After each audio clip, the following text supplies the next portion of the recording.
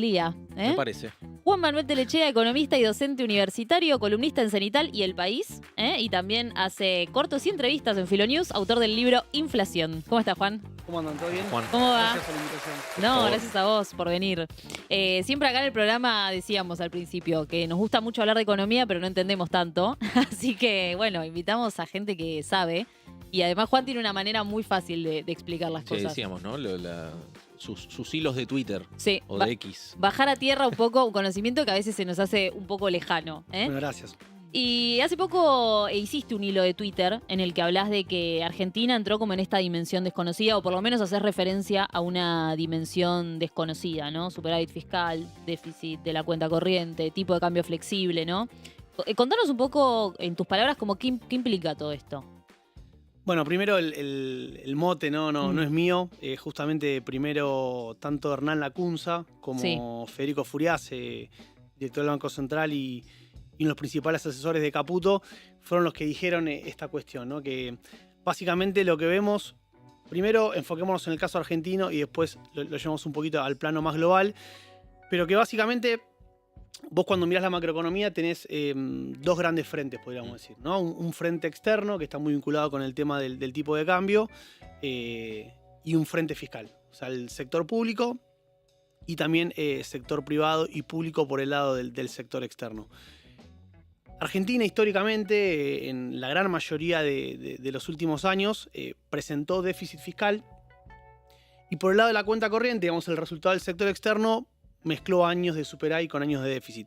Lo que estamos viendo en este 2025 es que por primera vez en bastante tiempo vos lo que tenés es al gobierno con superávit fiscal, podríamos decir con equilibrio si incorporamos también los intereses de la deuda, pero por otro lado con un déficit de la cuenta corriente, es decir, un estado equilibrado en las cuentas públicas, pero que en lo que refiere a las cuentas del sector externo, que básicamente es cuántos dólares tu economía demanda y podríamos decir cuántos dólares genera, en ese equilibrio hoy están presentando un déficit que básicamente lo que te dice es de algún lado tienen que estar saliendo esos dólares.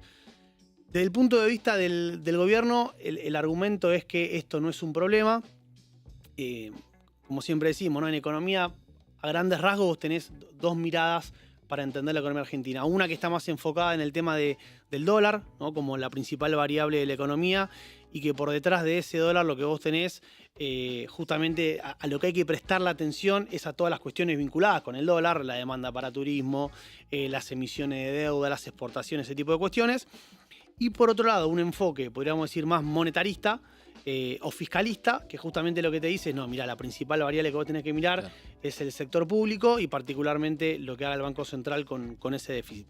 Entonces, ahí se da esta ambigüedad, porque los que miramos el tipo de cambio decimos, acá hay un problema como hubo históricamente, que es, tuviste un déficit de la cuenta corriente bastante pronunciado y además se incrementó muy rápidamente ese déficit. La restricción externa, ¿no? Como se dice. Exactamente. Y por otro lado, tenés al gobierno que dice, no, mirá, nosotros lo que nos importa y lo que es relevante para la economía es el resultado de las cuentas públicas, que hoy están equilibradas. Eso te permite que el Banco Central no tenga que financiar al Tesoro ni tenga que inyectar un dinero en excedente en la economía y por lo tanto ese déficit de cuenta corriente no nos importa. Claro, pero ahí esa subestimación del déficit de cuenta corriente tiene que ver con ese equilibrio fiscal directamente. Claro. ¿Y cuál es la relación directa que puede tener en el argumento del gobierno tener las cuentas fiscales ordenadas para poder tener un superávit en la cuenta corriente? O sea, ¿son cosas que corren completamente por carriles distintos o se tocan en algún momento?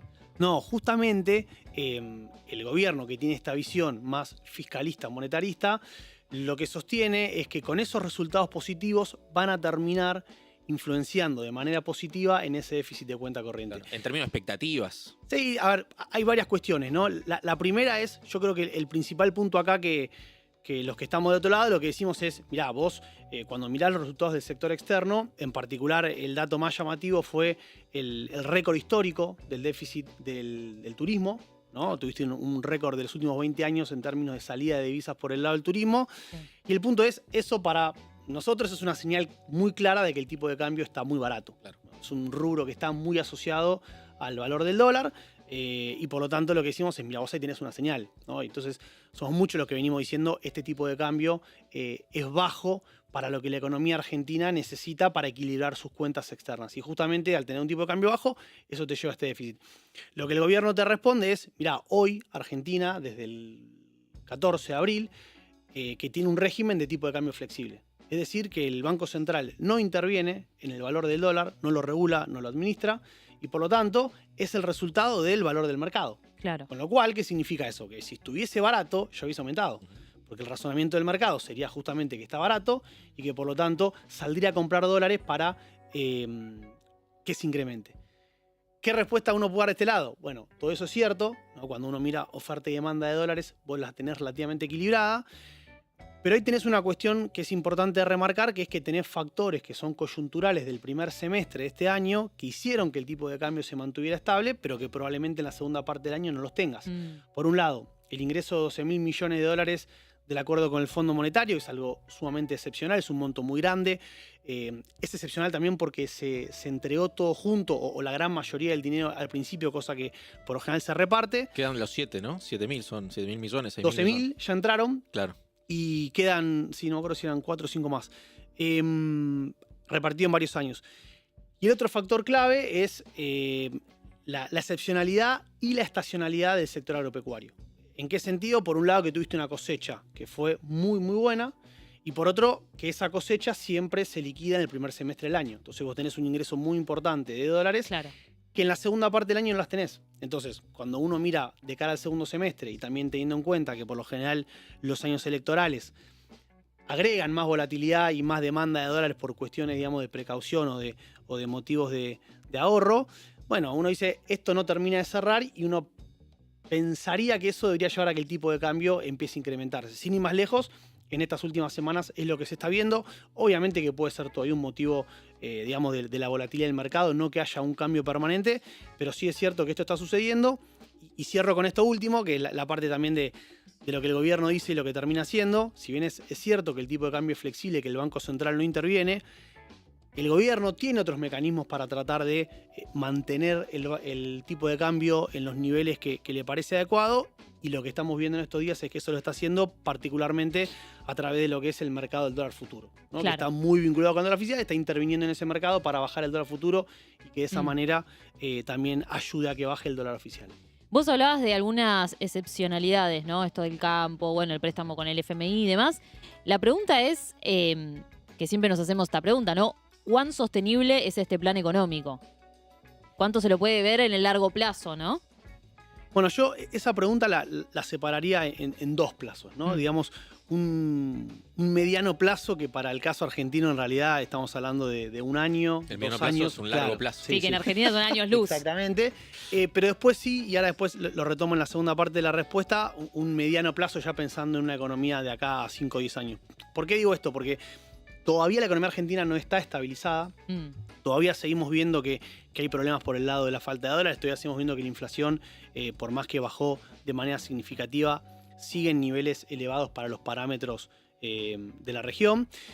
Y en ese sentido, insisto, volviendo a lo que charlábamos antes, me parece que esa sostenibilidad va a estar dada, por un lado, porque el gobierno mantenga el equilibrio fiscal, que bueno, salvo estas cuestiones políticas que estamos viendo estos días, veremos qué sucede, pero que el gobierno parece decidido a mantenerla. Pero por otro lado, que eso tiene que venir acompañado de los dólares que la economía necesita para funcionar, ¿no? Y volvemos a lo que charlábamos antes.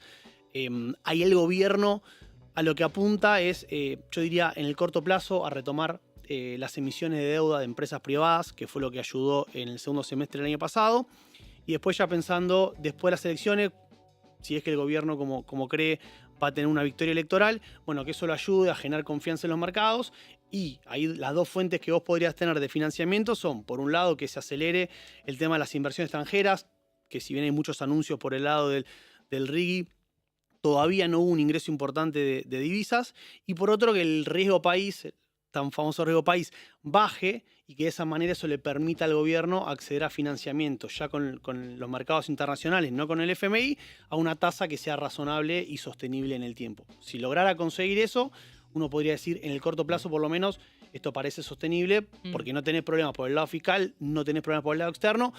Habrá que ver qué pasa con la actividad, con la calle, pero parece difícil que una economía con un tipo de cambio estable y una inflación en baja, vos tengas un problema por ese lado. Claro. Sin embargo, bueno, vemos a nivel más social, si se quiere, ¿no? Uno de los temas de las jubilaciones, por ejemplo, que lo hablábamos al principio del programa, todo lo que pasó en el Senado y demás, siguen siendo un problema muy, muy tangible, ¿no? Que están muy cerca del gobierno todos los días.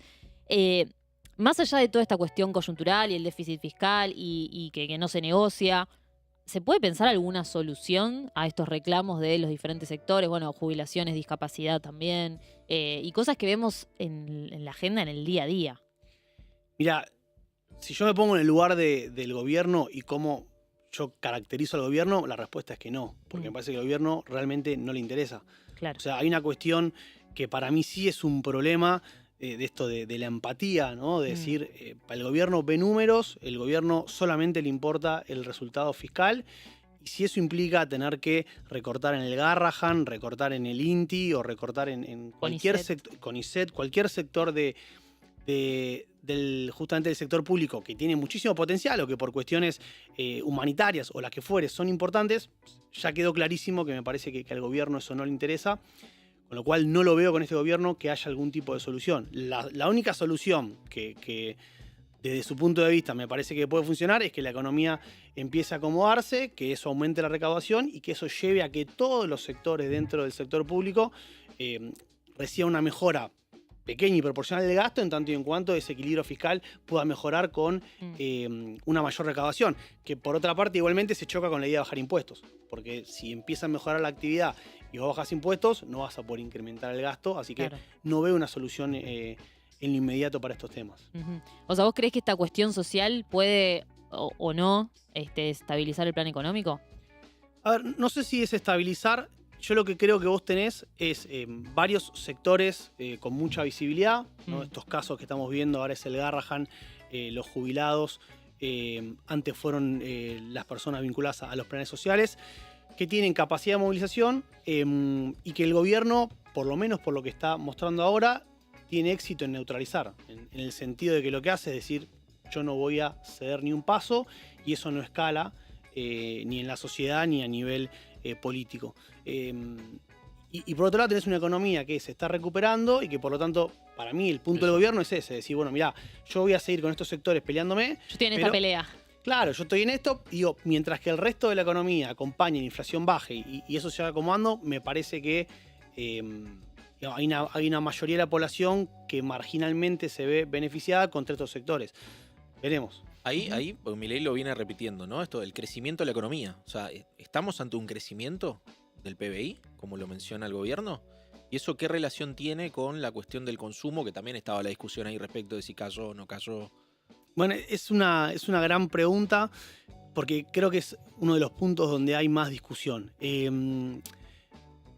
Primero que nada, siempre miramos las estadísticas, ¿no? O sea, decir cosas que no están avaladas por los datos me parece que es una deshonestidad intelectual. Yo no hablaría de crecimiento, porque para hablar de crecimiento uno habla de un proceso que por lo general estamos hablando de 2-3 años de aumento sostenido de la actividad económica. Insisto, todavía me parece que estamos en la fase de estabilización, pero es cierto que la actividad económica, el PBI, viene recuperándose de manera sostenida todos los meses, ¿no? O sea, tenemos el dato del estimador mensual de la actividad económica que sigue mostrando una mejora, incluso por encima de los niveles previos a que este gobierno asumiera. Lo que sí vos tenés ahí, cuando te haces un poquito de zoom dentro de esa actividad económica, hay una heterogeneidad. Tenés sectores ganadores, que son sectores que no traccionan tanto en el empleo, como son el agro, la minería, el sector energético, pero ahí sí tiene más tracción en el empleo. Y después los sectores de mayor peso a nivel empleo son los que están siendo más perjudicados, la industria y la construcción. Entonces, ahí hacia adentro, por más que la actividad a nivel general esté aumentando, tenés ganadores y perdedores. Y como te decía antes, sectores que generan empleo son particularmente los más afectados. Y cuando después vamos a la cuestión del consumo, yo creo que pasa algo parecido. Si vos mirás la mayoría de los ingresos de la población, se ve un repunte de la mano de la caída de la inflación. En algunos sectores no se ve. De vuelta, el sector público, por ejemplo, volvemos a CONICET, volvemos a docentes. Hay una decisión política, ¿no? Totalmente. Ahora, en la suma del total son sectores, digamos, pequeños. Claro. Y de nuevo, eso es lo que te explica en buena medida que la pobreza se haya bajado de manera significativa, ¿no? Porque vos tenés ingresos que están mejorando y por lo tanto eso te baja la pobreza, que es muy sensible a la mejora de los ingresos. Ahora, ¿qué pasa ahí después? Bueno, que esos ingresos todavía no terminan de mejorar, que dentro de cómo lo medís es cierto que tenés una cuestión de que no están bien representados los ponderadores de los servicios, por lo tanto el aumento de tarifas te pega fuerte y probablemente no esté siendo captado ahí en esas cuestiones. Entonces todo eso te lleva a que el consumo masivo no termina de repuntar. Pero de vuelta, si vos miras el consumo que te mide el PBI, creció de manera sostenida. Entonces creo que todavía las estadísticas no nos dan un resultado contundente. Me parece igual muy difícil negar que haya mejorado la actividad, que se estén recuperando los ingresos. ¿Crees que en relación a esto, siempre pienso, ¿no? Como si crees que Milei está haciendo el trabajo sucio que le hubiera tocado a otro, o si está haciendo el trabajo sucio para el que viene, ¿no? Como estas medidas que tal vez otro político u otro líder no hubiera hecho, tal vez por esta cuestión humanitaria o tal vez por cuestiones más políticamente correctas, ¿no? ¿Crees que él se hizo cargo de ese trabajo sucio? Yo creo que él lo hizo de manera totalmente convencida. Creo que lo que está haciendo es exactamente lo que él tenía en la cabeza, cómo era el programa, sabiendo cuáles eran las consecuencias negativas. Justamente como te decía antes, que esas cuestiones para él no sean relevantes o que se van a solucionar de alguna otra manera. No sé si se acuerdan, pero en los primeros meses que le preguntaron algo por el tema de la pobreza, dijo, bueno, la gente no se va a morir de hambre, se va a arreglar de alguna manera. Pero como esta idea que tiene él muy libertaria de que el mercado lo tiene que terminar de resolver eso de alguna manera. Sí creo que probablemente otro gobierno lo hubiera hecho distinto. Ahora, para también polemizar un poco, me parece que era imposible que cualquier otro gobierno no haya hecho algún tipo de ajuste.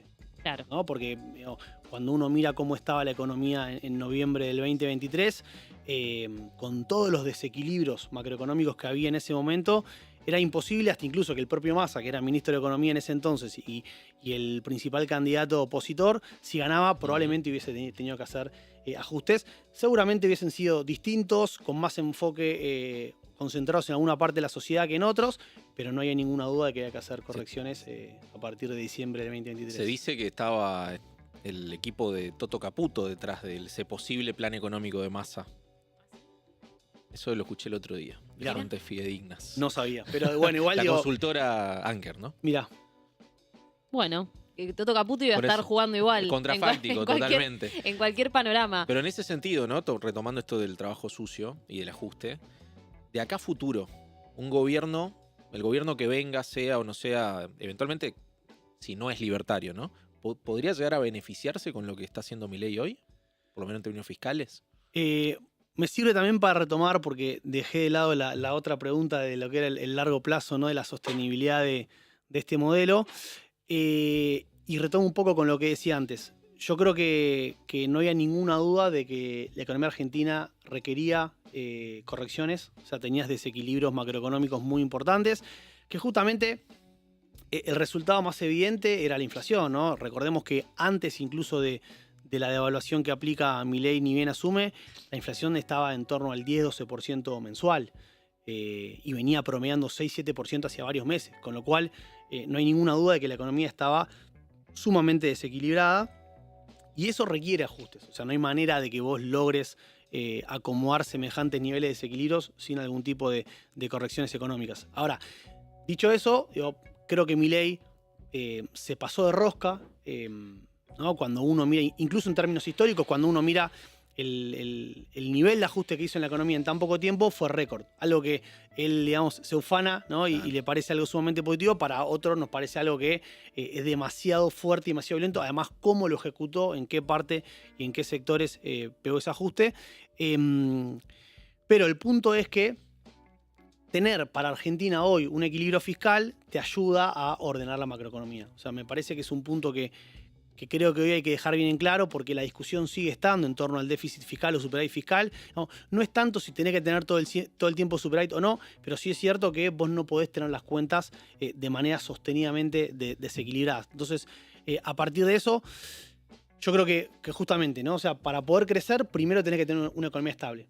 Y eso implica una inflación baja y un PBI aumentando. Ahora, eso no significa el desarrollo de la economía. Entonces, volviendo a la pregunta anterior, cuando decimos si es sostenible esto en el mediano plazo, bueno, yo creo que si logra estabilizar la economía, logra que Argentina transicione a una economía como pasa en el resto de las regiones, que tenés una inflación anual en torno al 10% y un crecimiento, pongámosle, del 2-3% por año, eso no te asegura un desarrollo. Sin ir más lejos, tenés países como Paraguay, Colombia.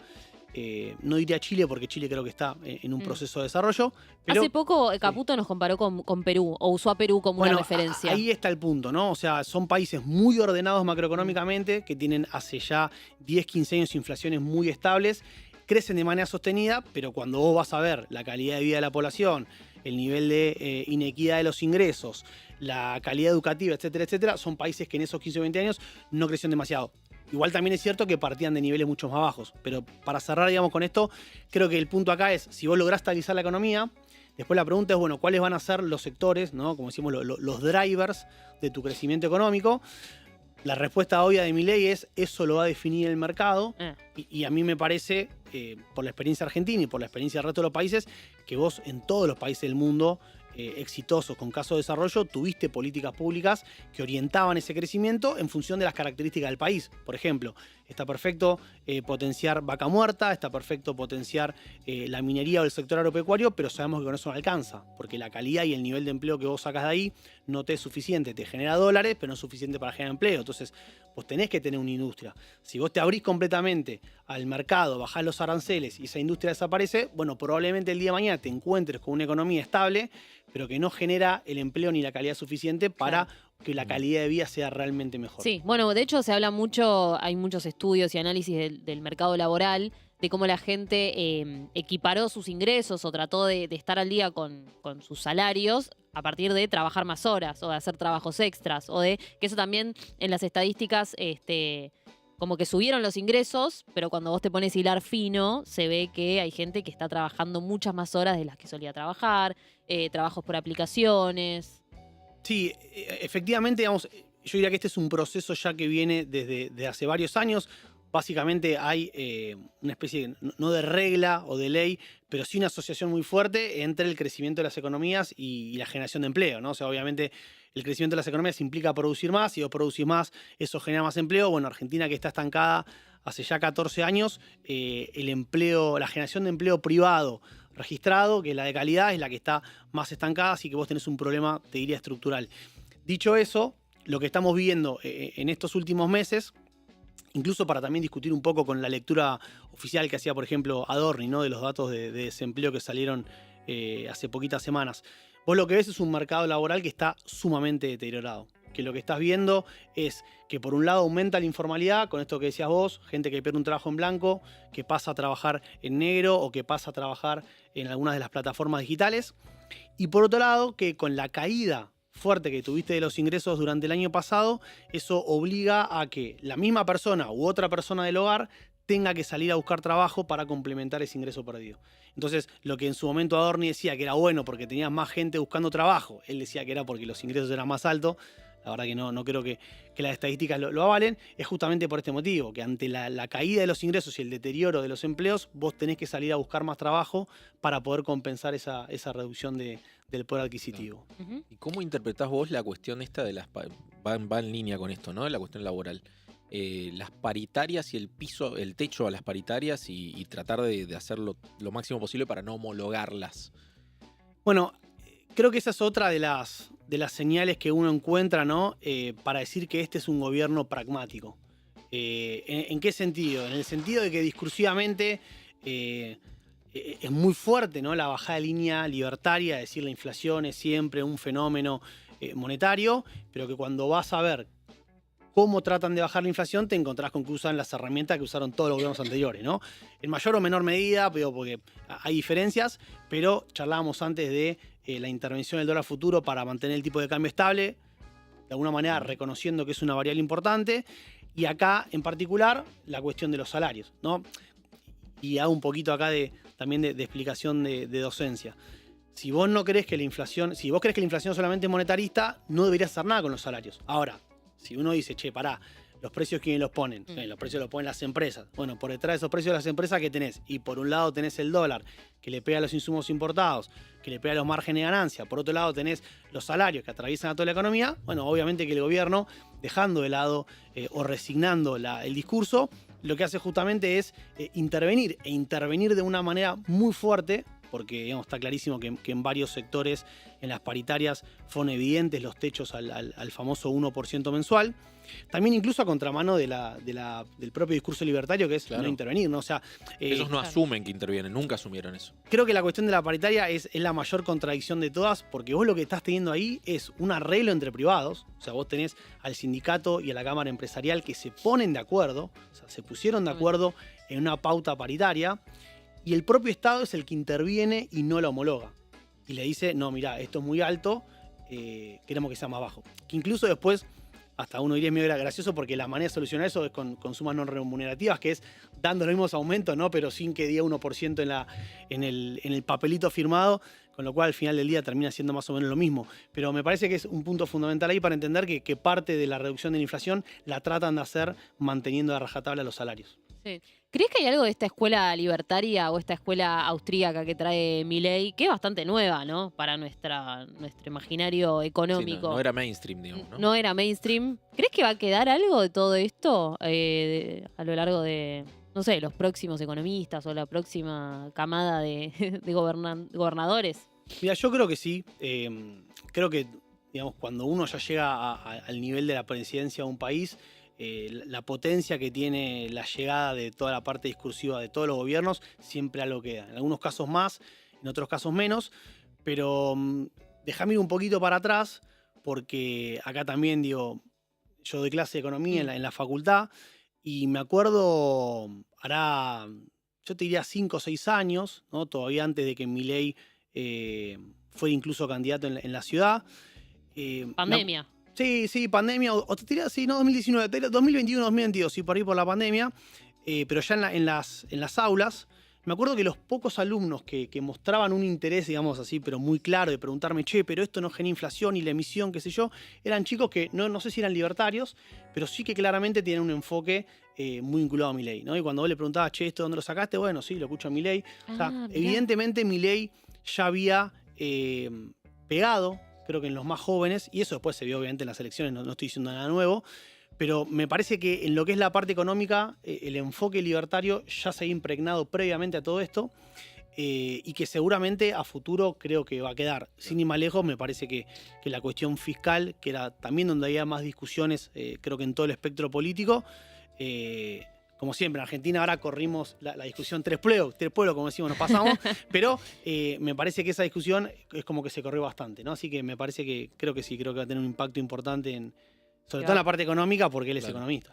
Y ahí vos mencionabas esto, está bueno, porque ese Milei, economista, era la cuestión fiscal, ¿no? El problema, pero sobre todo la idea del Estado, ¿no? Filosóficamente hablando. ¿Vos pensás que puede llegar a haber una reconfiguración de lo que piensan y lo que creen los argentinos respecto del Estado a partir de ahora?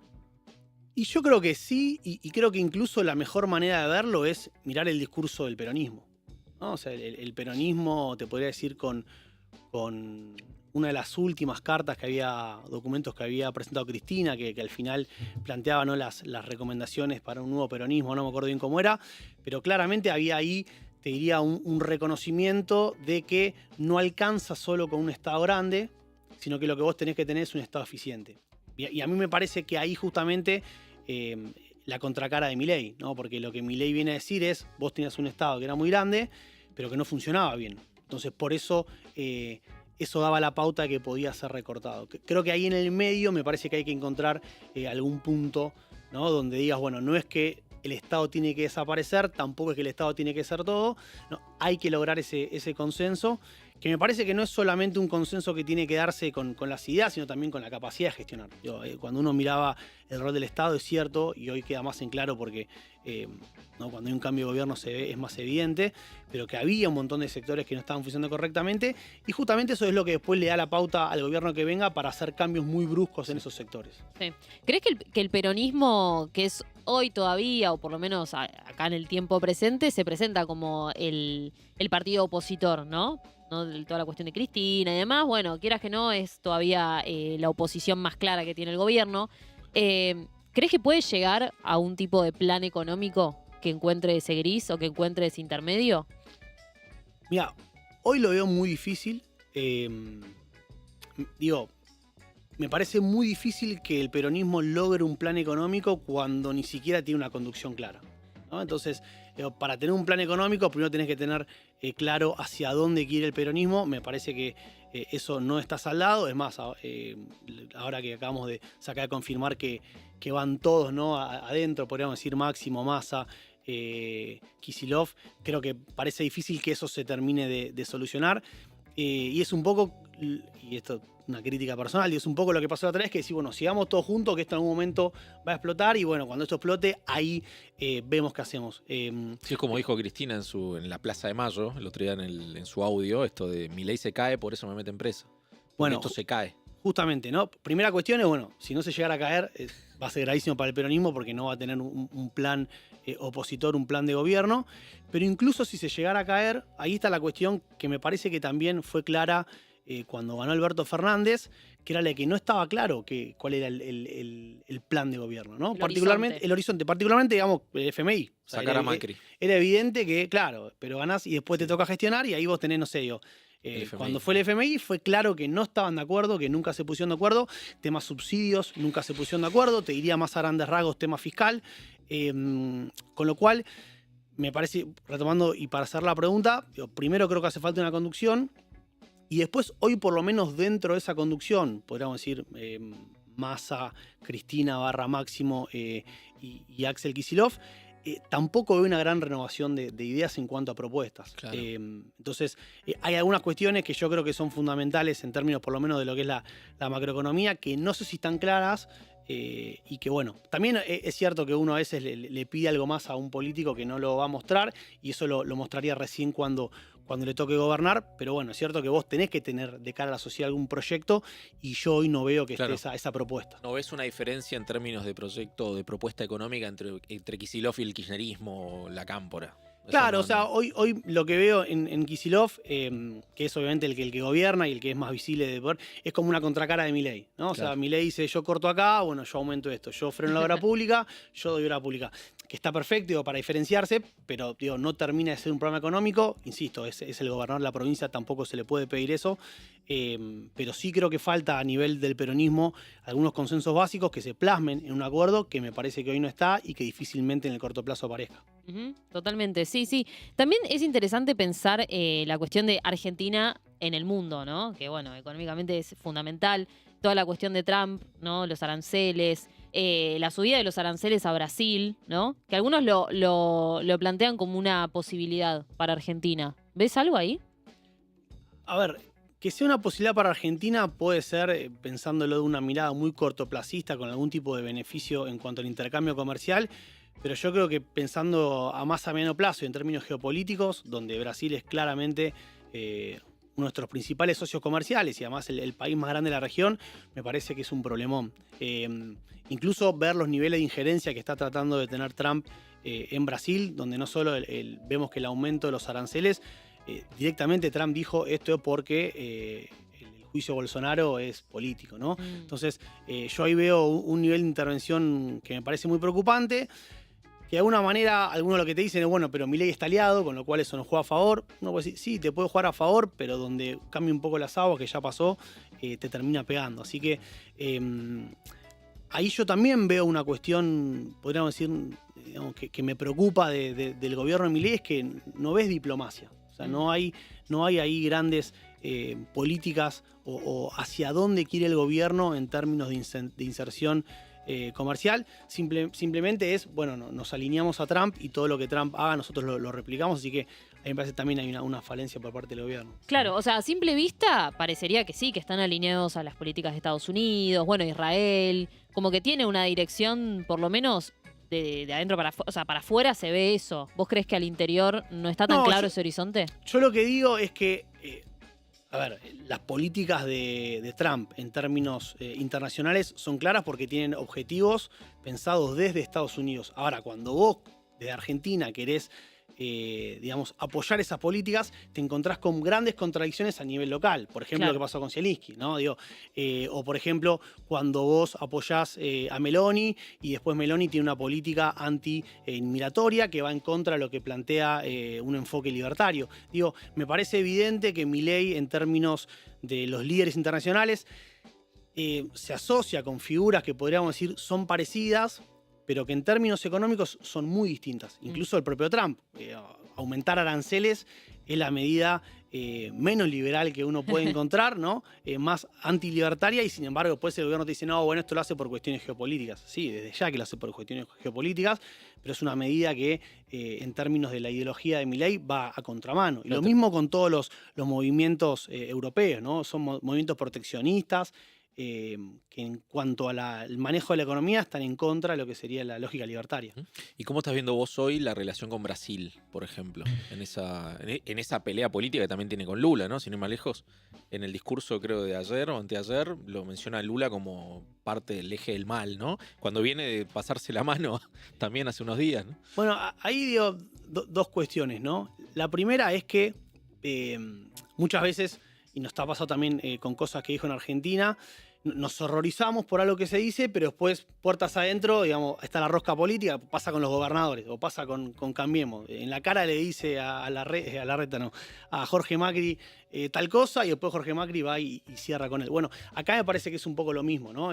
Creo que los dos entienden el juego de que hay que ladrar, pero después, en cuestiones, digamos, de política comercial, hay ciertos acuerdos mínimos que no se terminan de romper. De todas maneras, yo insisto, en términos geopolíticos y lo que es la política internacional, me parece que claramente es un error pelearte con Brasil. Aliarte con Estados Unidos quizás te puede traer un beneficio, pero bueno, pelearte con tu principal socio comercial me parece un problema. Y agrego algo más ahí de esta cuestión, lo que pasa con China, ¿no? Lo mismo, claro. Zurdos comunistas asesinos, pero después mantenemos el swap, mantenemos ciertas inversiones del país, que de alguna manera es lo lógico, ¿no? Es el pragmatismo que charlamos antes. ¿Y qué beneficio crees que podría haber tenido seguir en los BRICS, por ejemplo, si hubiese seguido Argentina? A ver, como todo, digamos, organismo internacional, más ahí que tenías a 4 o 5, entre comillas, potencias, además de los países más desarrollados europeos y Estados Unidos, tenés un beneficio, te trae estatus. Y de vuelta, ahí sí me parece que lo mismo que pasa, por ejemplo, cuando renunciamos de la Organización Mundial de la Salud, bueno, creo que son errores donde claramente Milei prima la cuestión ideológica, pero sin tener en cuenta los impactos reales y concretos que esas medidas van a terminar teniendo, probablemente en el mediano plazo. Claro. Todo marcha acorde al plan, pero a veces no tanto. Sí, siempre buscan la manera de decir que todo marcha acorde al plan, pero creo que, no sé si hay un plan de largo plazo, simplemente van llevando el barco como va pintando la marea. Muy bien. Bueno, gracias, Juan, por venir. Clarísimo, la verdad. Así que, bueno, te esperamos otro día también. Por favor, gracias por la invitación. Gracias, Juan. Nosotros nos vamos a una